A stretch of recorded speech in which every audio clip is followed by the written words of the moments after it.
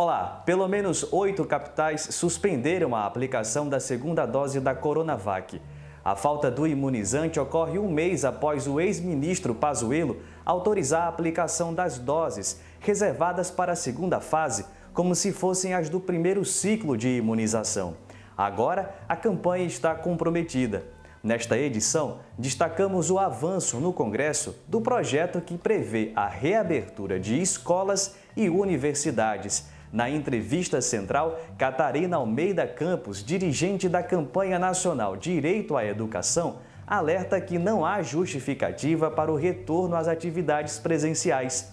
Continue aqui com a gente. Eu sou Afonso Bezerra e o Central do Brasil começa agora. Central do Brasil. E não é só a equipe da saúde do governo Bolsonaro que tem tomado decisões equivocadas. O ministro Paulo Guedes tem sido incapaz de apresentar resultados concretos à frente do Ministério da Economia, nem mesmo em suas pautas prioritárias. Esta é a opinião do editor do Boletim Ponto, Miguel Stedley. Embarque imediato.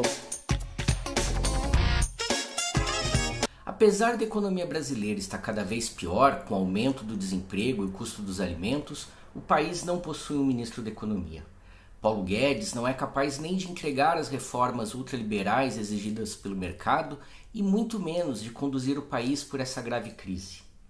Resta ao ex-banqueiro expelir todo o seu preconceito com frases contra os pobres ou contra a China, para que ele seja pelo menos lembrado. É uma figura folclórica e ornamental, sem função nenhuma, uma espécie de véio da van sem a fantasia de periquito, por enquanto. E na prática, é o presidente do Banco Central, Campos Neto, o STF, com a exigência de criação de um programa de renda mínima até 2022, e o Congresso, com medidas de emergência para enfrentar a pandemia, quem comandam a economia. Já para Jair Bolsonaro, a sorte é que a economia está tão reprimida que qualquer medida de incentivo do Estado no ano eleitoral pode ser confundida com crescimento.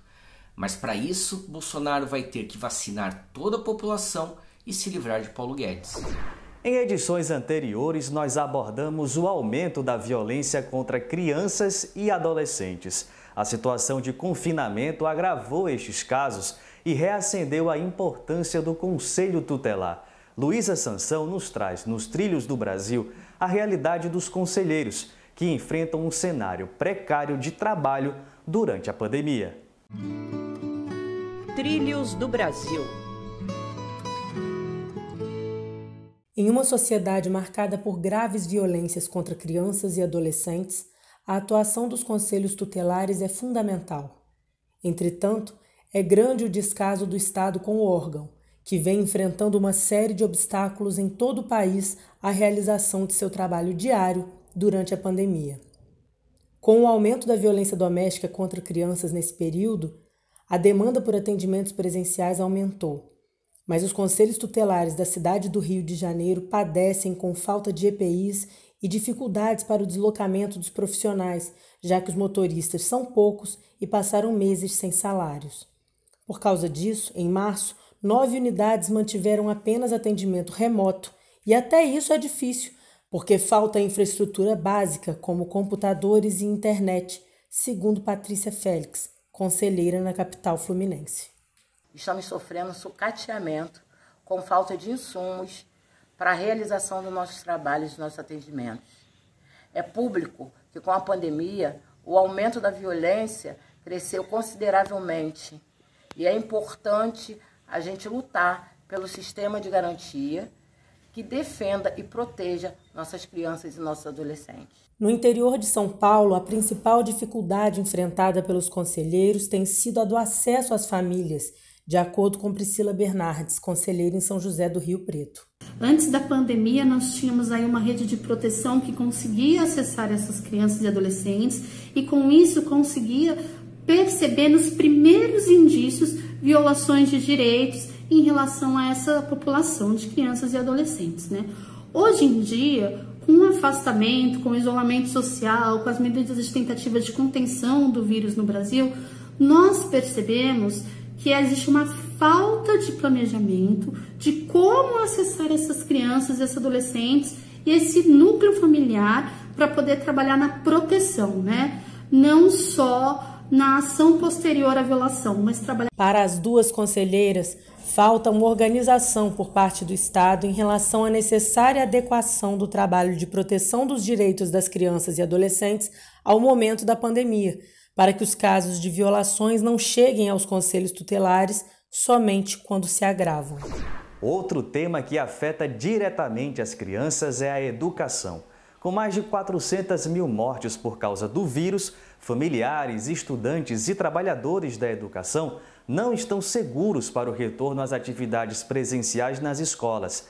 Mas com a pressão de parlamentares da base do governo, o projeto de lei que classifica as escolas como serviço essencial avançou na Câmara e segue para a votação no Senado. Nayata Wani nos traz outros detalhes. Nacional. A Câmara dos Deputados aprovou o projeto de lei que obriga a imediata volta às aulas presenciais em escolas e universidades. Agora, o PL segue para votação no Senado, onde encontra resistência por parte da oposição, que alega que com mais de 400 mil mortes pela Covid-19, é o pior momento para pensar neste retorno, como expõe a deputada pelo Partido dos Trabalhadores, Rosa Neide. Temos milhares de profissionais da educação que já perderam a vida, mesmo com aula remota e fazendo algumas atividades presenciais. Por que o nosso país, que fica fazendo comparação com a Europa, dizendo que a Europa, as aulas voltaram, sendo que a Europa colocou peças de acrílico entre as crianças para que pudessem dividir o espaço em sala de aula. Tiveram condições de remotamente dar atendimento aos seus estudantes. O texto também recebeu críticas das trabalhadoras e trabalhadores em educação, que ainda não foram vacinados e temem que com a volta haja uma piora no quadro da pandemia no país. Os parlamentares da base do governo de Bolsonaro defendem que a educação básica e superior sejam enquadradas como serviço essencial.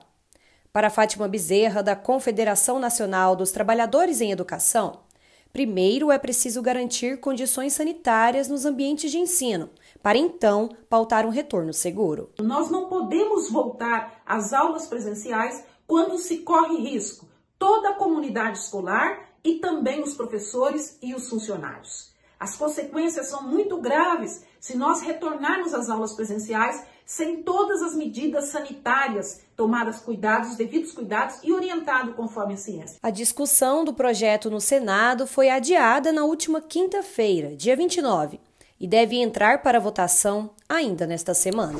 Enquanto a base do governo insiste no retorno às atividades presenciais, trabalhadores da educação alertam sobre os riscos de contaminação dentro das escolas. A nossa convidada da entrevista central de hoje, a professora de Política Educacional e dirigente da campanha nacional Direito à Educação, Catarina Almeida Campos, alerta para os prejuízos da volta às aulas presenciais neste momento da pandemia. A entrevista é de Vanessa Nakassato.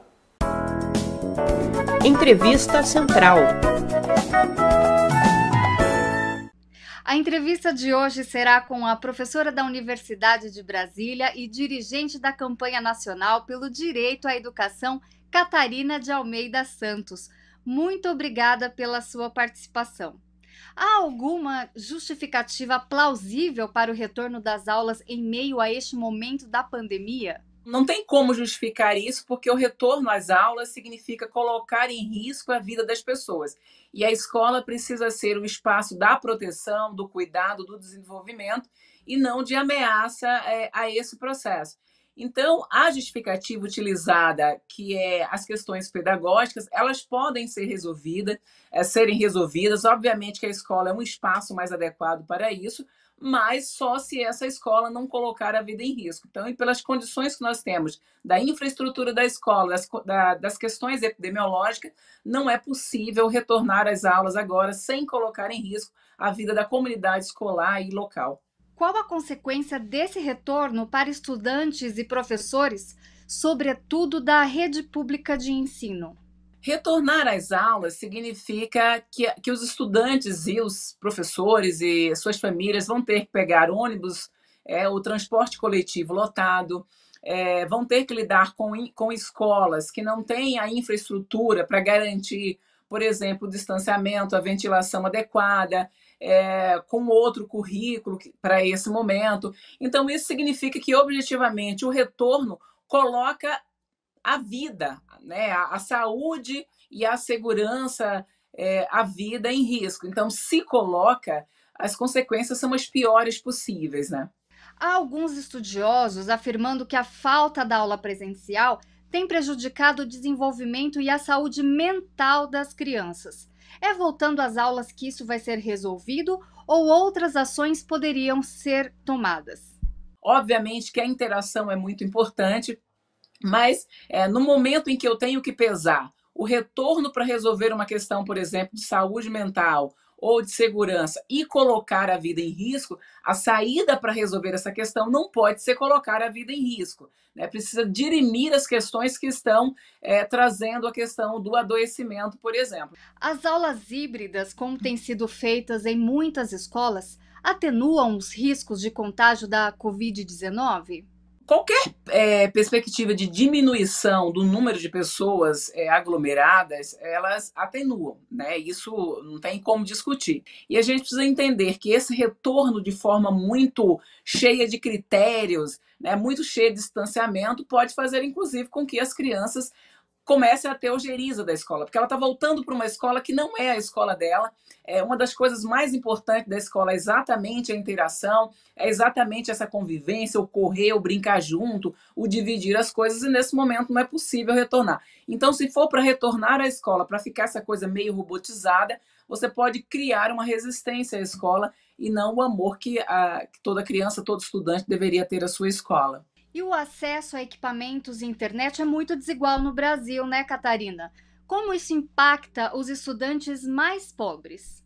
Então, objetivamente, o que o Brasil está fazendo nesse momento é excluir mais ainda essa parcela da população que tem na educação a sua única possibilidade ou a sua maior possibilidade, e nesse momento elas estão sendo excluídas. E é bom que a gente pense muito nisso, até para buscar forma de resolver essa questão quando as aulas presenciais retornarem, ou buscar formas de fazer com que essas crianças e esses adolescentes tenham acesso a pacote de internet, como foi o projeto de lei que o presidente vetou, que buscava exatamente fazer com que professores e estudantes que não tinham acesso à tecnologia pudessem ter, e isso foi vetado. Então, isso diz que o problema não é o não acesso à tecnologia, é o governo não querer resolver a questão.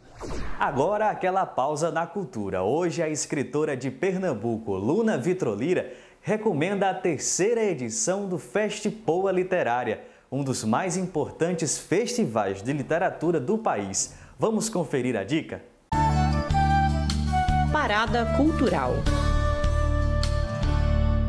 Salve, salve! Eu sou Luna Vitrolira, falo de Pernambuco e venho deixar um convite super especial para todas, todos e todos vocês. Neste mês de maio começa a 13ª edição da Festipoa Literária, esse que é um dos maiores festivais de literatura do nosso país. Neste ano de 2021 está homenageando Ana Maria Gonçalves e Sérgio Vaz. Além dessas duas grandes personalidades da nossa literatura brasileira contemporânea, estarão participando também Conceição Evaristo, Lued Luna, Tereza Cristina, Bia Ferreira, Criolo, Ricardo Aleixo, Geni Guimarães, Marcelino Freire, Angélica Freitas, Letrux e muitos outros nomes da nossa cena atual. Além disso, além das mesas de bate-papo, teremos também encontro de autoras e autores com alunas e alunos das escolas. Também o ciclo Percursos do Romance de Autoria Negra Feminina. A programação será toda gratuita e estará disponível online. Acompanhe as redes da Festipoa Literária e vem curtir essa festa junto com a gente. Valeu, Luna. Tá anotada a dica. O Central do Brasil fica por aqui.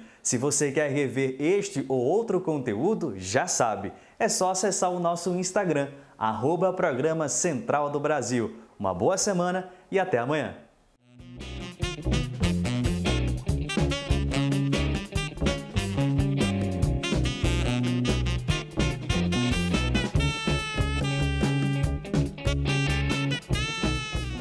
Central do Brasil, a rede de comunicação dos movimentos populares.